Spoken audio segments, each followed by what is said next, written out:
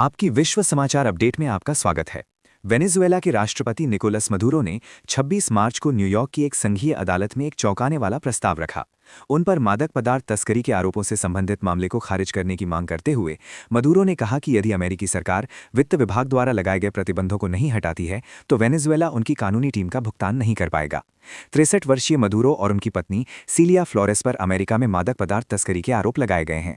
Maduro ने जनवरी में अमेरिकी संघीय न्यायाधीश एल्विन हेलरस्टीन के समक्ष अपनी पहली उपस्थिति में खुद को निर्दोष बताया था। इसके बाद से मदुरो ने पूरे अमेरिकी मामले को खारिज करने की अपील की है।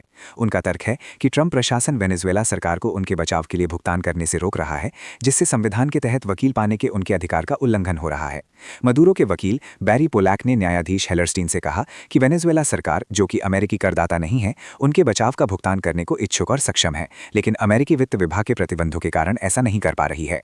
पोलैक ने जोर देकर कहा कि मदुरो को अपने वकील चुनने का अधिकार है, न केवल एक सक्षम वकील बल्कि अपनी पसंद का वकील, और उस उद्देश्य के लिए वैध धन का उपयोग करने का अधिकार है। उन्होंने कहा कि प्रतिबंध इन अधिकारों का हनन करते हैं।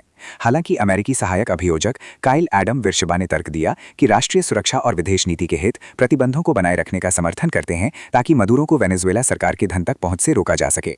न्यायाधीश हेलरस्टीन ने अभी तक मामले को खारिज करने के अनुरोध पर कोई निर्णय नहीं लिया है, लेकिन संकेत दिया कि वे इसे पूरी तरह से खारिज नहीं करेंगे।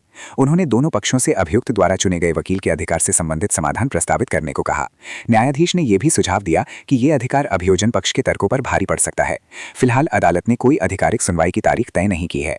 मदुरो और उनकी पत्नी ने अपने खिलाफ सभी आरोपों से दृढ़ता से इनकार किया है और खुद को निर्दोष बताया है। वॉशिंगटन में तत्कालीन राष्ट्रपति डोनाल्ड ट्रंप ने मदुरो पर मादक पदार्थ तस्करी में शामिल होने का आरोप लगाया था, लेकिन कहा था कि उन्हें निष्पक्ष सुनवाई मिलेगी। सुनने के लिए धन्यवाद।